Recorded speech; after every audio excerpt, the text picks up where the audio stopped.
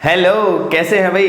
बिल्कुल बढ़िया चल रहे हैं तो अच्छे से कर रहे हो ना। साथ साथ इसको टॉपिक को समझते चलो और नोट्स बनाते चलो, थोड़ा सा अच्छा रहेगा आपके लिए। ठीक है, बार बार रिकैप करने में प्रॉब्लम नहीं आएगी। तो भाई देखो, अभी हम लोग रिफ्रैक्शन की शुरुआत करेंगे। तो रिफ्रैक्शन की शुरुआत से पहले एक बड़ा ही इंटरेस्टिंग टॉपिक मैं आपके साथ डिस्कस करने वाला हूं। और देखो, रिफ्रैक्शन को अच्छे से समझने के लिए आज का ये जो वीडियो है ये आपकी बहुत हेल्प करेगा, क्योंकि ये एक ऐसी टर्म है जो बहुत यूज होगी इस टॉपिक में, बार बार रिफ्रैक्शन में यूज होने वाली टर्म है ये। और ये यदि आपको अच्छे से क्लियर है तो then it will give you confidence. Okay, तो शुरू करते हैं। देखो, हम बात करेंगे रिफ्रैक्टिव इंडेक्स ऑफ मीडियम की। सबसे पहले तो रिफ्रैक्टिव इंडेक्स की बात करें यदि हम, तो इसके नाम से आप लोग फेमिलियर हैं, तो इसके बारे में एक चीज जान लो। रिफ्रैक्टिव इंडेक्स किसी एक मीडियम की प्रॉपर्टी है, लाइट की प्रॉपर्टी नहीं है, पहली बात ये। और मीडियम में भी सिर्फ अकेले मीडियम की प्रॉपर्टी नहीं है, ये पेयर की प्रॉपर्टी है। मतलब दो चीजों के एक साथ मिलकर प्रॉपर्टी डिसाइड करेंगे हम लोग। कैसे डिसाइड करेंगे, इसी के लिए मैंने इसका इस तरीके से समझा रहा हूं। पहले इसको थोड़ा सा ध्यान से समझें कि भाई देखो, सबसे पहले हम समझते हैं एब्सोल्यूट रिफ्रैक्टिव इंडेक्स क्या है। सब मैंने आपको बताया कि ये पेयर की प्रॉपर्टी है। तो मतलब यदि अपने पास मान लो इधर पानी है और इधर वैक्यूम ले लें, इधर पानी है और इधर वैक्यूम ले लें, या इधर ग्लास है और इधर वैक्यूम ले लें, इधर एयर है या इधर वैक्यूम ले लें, इधर ऑयल है और इधर वैक्यूम ले लें, मतलब इधर वैक्यूम ही है और ये वाला मीडियम ही है कोई भी। तो इस केस में यदि किसी के साथ वैक्यूम लगा हुआ है, मतलब यदि हम refractive index with respect to vacuum निकालना चाहेंगे किसी भी मीडियम के लिए, तो हम कैसे डिफाइन करेंगे उसके रिफ्रैक्टिव इंडेक्स को? हम कहेंगे भाई साहब, speed of light in vacuum divided by speed of light in medium.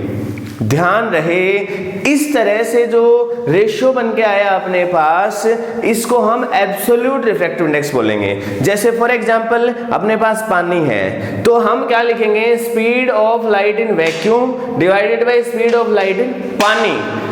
क्या लिखेंगे? स्पीड ऑफ लाइट इन पानी। तो ये जो रेशियो आएगा इसको हम कहेंगे रिफ्रैक्टिव इंडेक्स ऑफ पानी। तो इससे हम ऑटोमेटिक समझ जाएंगे कि ये एब्सोल्यूट रिफ्रैक्टिव इंडेक्स ऑफ पानी है, मतलब साहब विद रेस्पेक्ट टू वैक्यूम है ये। भाई यदि अब एक चीज गौर से देखें, हम speed of light in vacuum को C से लिखें, speed of light in medium को हम V से लिखेंगे थ्रू आउट दिस चैप्टर। तो ये चीज ध्यान रहे। अब भाई गजब की बात पता है क्या है? हमें पता है स्पीड को हम क्या लिख सकते हैं? फ्रीक्वेंसी इनटू वेवलेंथ, और यहां पर भी यही लिखेंगे फ्रीक्वेंसी इनटू वेवलेंथ।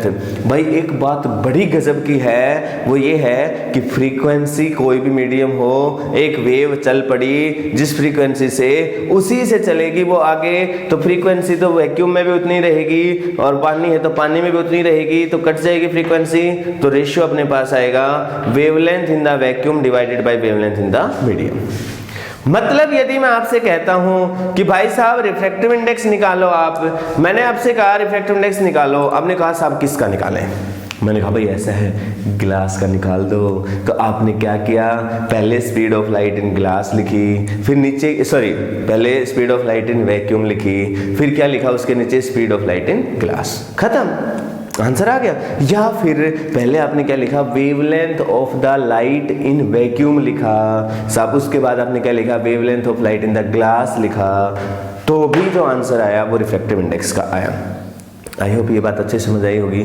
लेकिन भाई कभी कभी अपने पास क्या होता है, एक तरफ तो हमारे पास एक मीडियम है और दूसरी तरफ वैक्यूम की जगह कोई दूसरा मीडियम आ जाता है।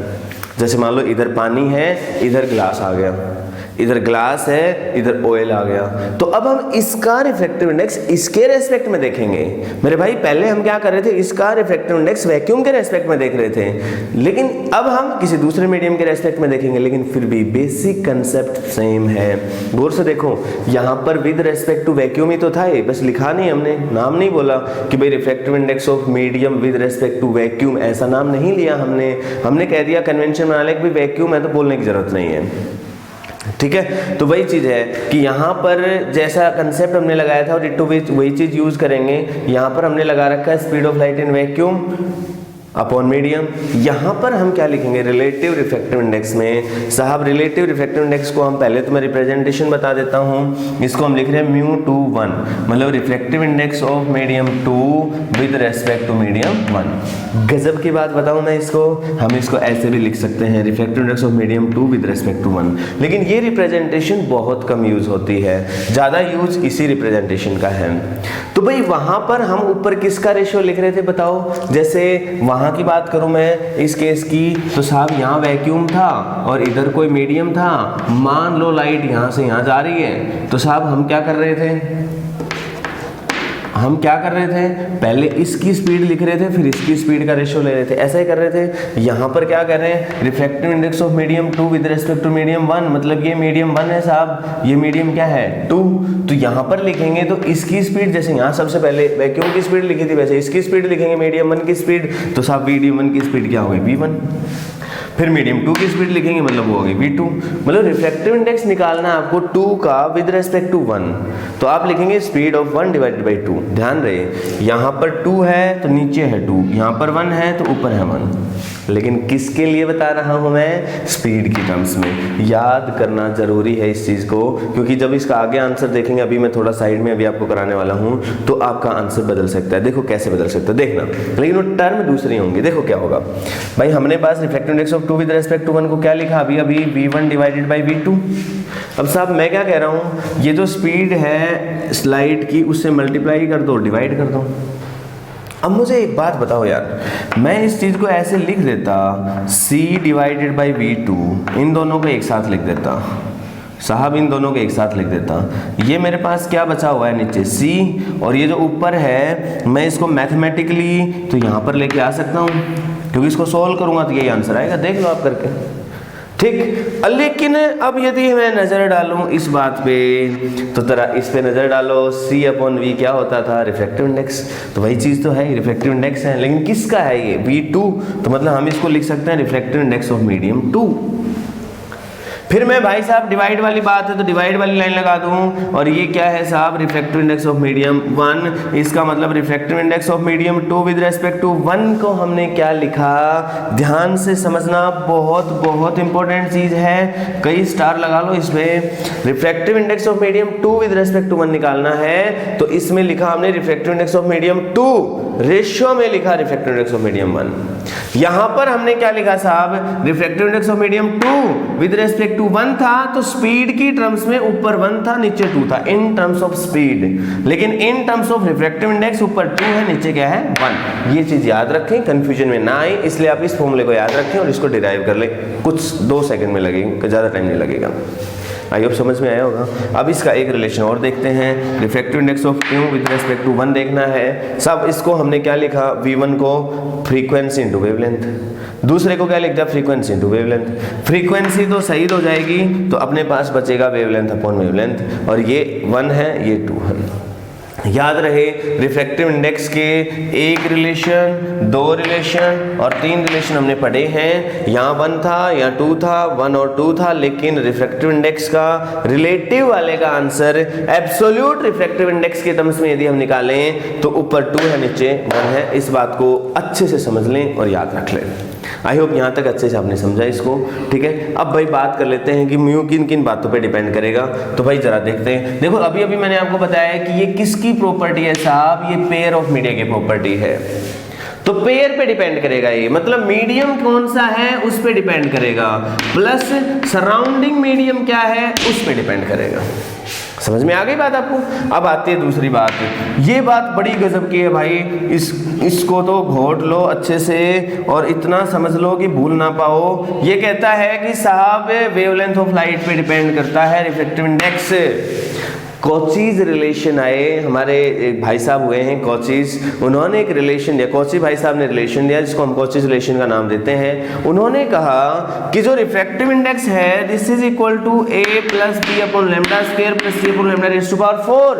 a, b और c ये कुछ भी कांस्टेंट है, अपने को लेना देना नहीं है, लेकिन गजब की बात जो अपनी लेने समझने की बात है, जिससे अपने को लेना देना है, वो चीज क्या है भाई साहब, ये जो रिफ्रैक्टिव इंडेक्स है और ये जो वेवलेंथ है दोनों इनवर्सली प्रोपोर्शनल है। गौर से देखो, वेवलेंथ ज्यादा रहेगी तो रिफ्रैक्टिव इंडेक्स क्या हो जाएगा, कम।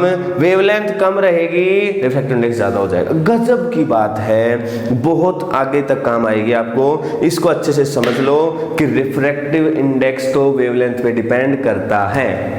समझ में आई ये बात? चलो मैं एक बात पूछता हूं, समझ में आई तो। क्या आपने विबग्योर का नाम सुना है? VIBGYOR।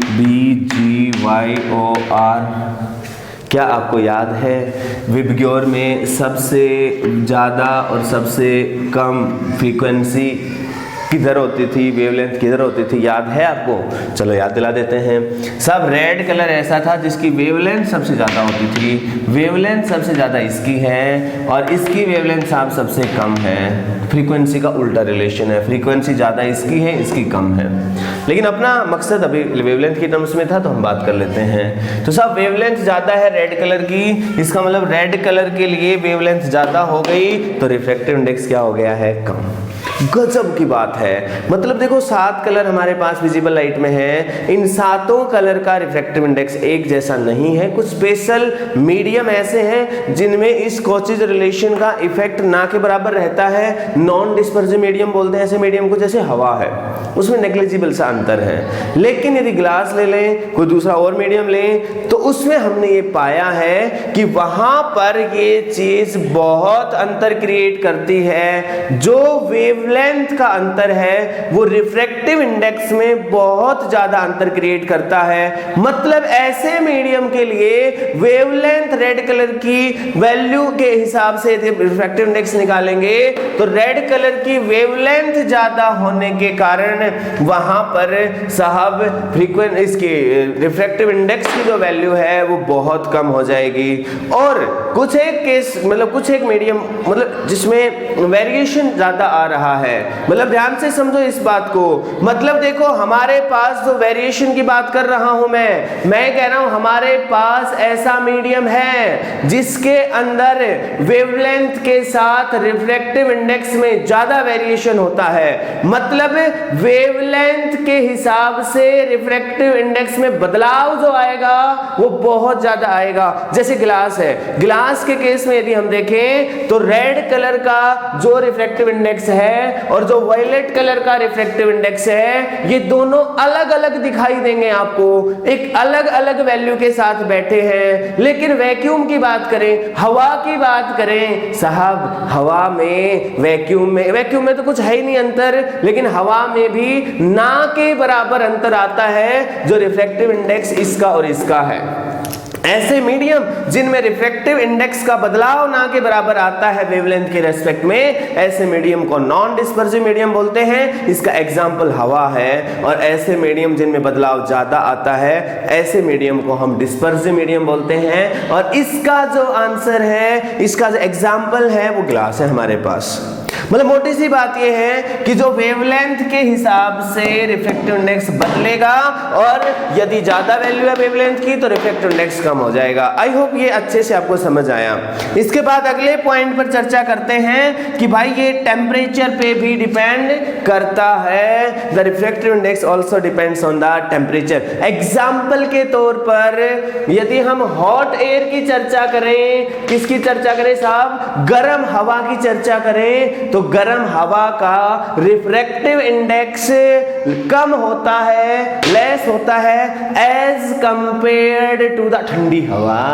कोल्ड एयर के रेस्पेक्ट में हॉट एयर का रिफ्रैक्टिव इंडेक्स क्या होता है, कम। मतलब हॉट एयर जो है वो रेयर मीडियम का काम करती है with respect to the cold air. मतलब कोल्ड एयर जो है वो हमारे लिए डेंसर मीडियम का काम कर रही है।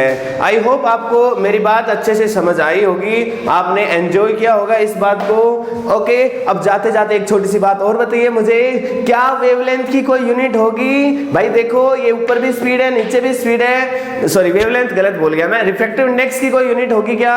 देखो भाई ऊपर भी स्पीड है नीचे भी स्पीड है, मतलब रिफ्रैक्टिव इंडेक्स स्पीड्स का रेशियो है किसका रेशियो है, स्पीड्स का रेशियो है, इसलिए भाई साहब इसकी कोई यूनिट नहीं होगी। आई होप ये बात अच्छे से आपको समझ आई। Okay, goodbye, take care.